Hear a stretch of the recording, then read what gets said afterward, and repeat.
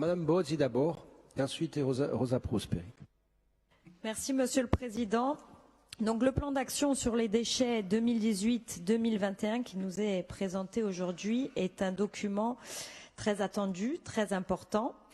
Et malheureusement, je vais rejoindre mes collègues qui ont déploré la méthode, l'absence de concertation. Ce document, effectivement, nous l'avons eu assez tardivement, nous, conseillers territoriaux, mais les intercommunalités n'ont même pas été concertées, pas été entendues. Pourtant, vous l'avez dit, et c'est écrit dans votre rapport, c'est un maillon, c'est le maillon essentiel de la réussite de ce plan.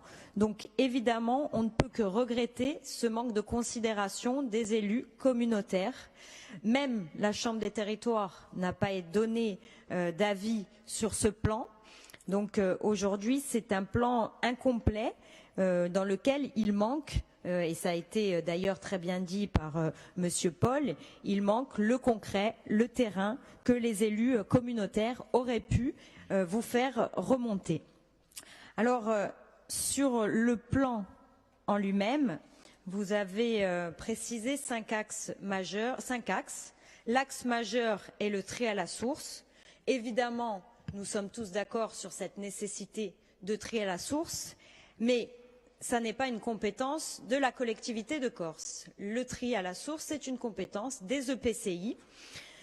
Et là, malheureusement, on ne donne pas suffisamment les moyens aux EPCI pour réaliser ce tri à la source de manière efficace et nous déposerons des amendements pour que cette bonne volonté soit du concret parce que soit effectivement vous reprenez la compétence et vous le faites avec la collectivité de Corse, soit les EPCI qui ont la compétence doivent avoir les moyens de le réaliser. Mais c'est une habitude finalement que vous avez de vouloir tout gérer, mais surtout ne pas financer ce que vous proposez dans votre plan et laisser les difficultés aux EPCI qui, vous l'avez dit, rencontrent aujourd'hui d'importantes difficultés.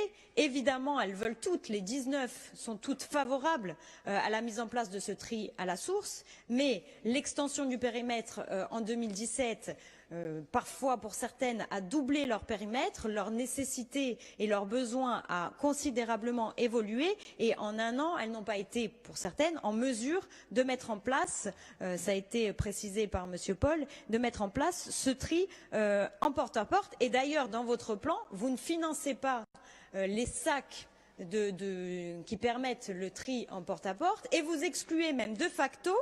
Non, vous financez uniquement les sacs de biodéchets, pas les sacs de couleur qui permettent le tri clairement en porte-à-porte. Donc nous déposerons un amendement dans ce sens-là. Les EPCI ne sont pas aidés dans votre plan. Pas suffisamment, en tout cas, pour mettre en place ce tri en porte-à-porte qui est souhaité. D'ailleurs, les EPCI qui ont été réunis 3 fois à Corté à l'initiative de Madame la Préfète pour signer la convention, ne l'ont pas signée. La dernière fois, la convention n'a pas pu être signée parce qu'il y a des modifications et aujourd'hui, cette convention est annexée à votre plan. Donc là encore, un manque de travail de concertation, en tout cas, avec les EPCI qui aurait pu être fait en amont, qui aurait dû être fait en amont, puisque vous avez quand même ce dossier en charge depuis plus de 3 ans. Donc sur ce premier point, cet axe majeur, on voit bien qu'on court malheureusement à l'échec en ne donnant pas la possibilité aux EPCI de mettre en place ce porte-à-porte. Pareil, il est fait état dans le rapport d'une équipe dédiée aux EPCI depuis 1 an. 2 agents qualifiés pour les aider. Moi, je suis désolée, ces agents, je ne les ai jamais vus sur mon territoire et je ne les connais pas et je souhaite qu'ils viennent au plus près des EPCI pour apporter leur diagnostic et leurs compétences. Donc aujourd'hui, il faudrait activer cette ingénierie qui manque effectivement aux petites intercommunalités qui est la majorité de la Corse. Le deuxième axe, ce sont les centres de tri multifonctions. L'ouverture est prévue en 2021-2022. On n'a aucune précision, si ce n'est dans le périmètre de la CAPA et dans le périmètre de la CAB, sur les sites qui sont envisagés et qui ont la faveur de la majorité. Pas de précision non plus, et ça c'est très important, sur le délai transitoire. Avant 2022, qu'est-ce qu'on fait? Effectivement, la seule possibilité qui s'ouvre aujourd'hui, c'est le transfert vers le continent. Donc on sait que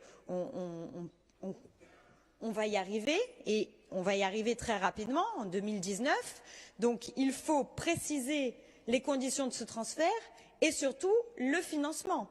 Qui va payer le surcoût? Encore une fois, on attend que les EPCI se chargent de ça.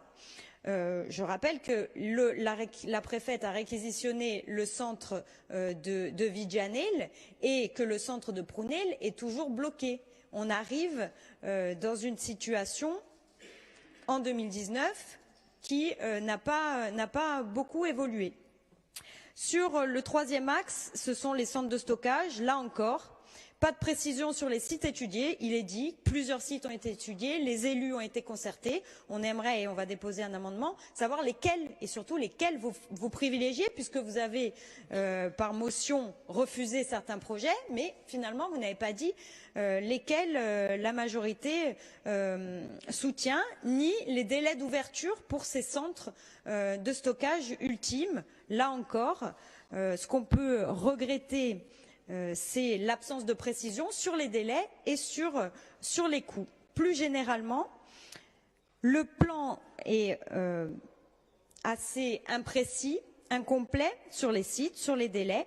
Rien n'est chiffré, surtout aucune des actions qui sont proposées n'est chiffrée. On est dans l'approximation, alors qu'il y a eu un temps certain pour travailler ce dossier, et je ne doute pas que ce soit un dossier très complexe, mais là encore, c'est la méthode qui entraîne un mauvais rapport. Alors nous allons, nous, essayer de participer et d'améliorer ce plan par des amendements, et j'espère que certains seront retenus, afin de préciser les délais, les coûts, le financement, aider concrètement les EPCI à réaliser le porte-à-porte qui est souhaité. Et sans ces précisions aujourd'hui dans ce rapport, nous sommes au regret de constater que l'échec sur ce sujet de la précédente mandature sera réédité lors de cette mandature. Je vous remercie, Monsieur le Président.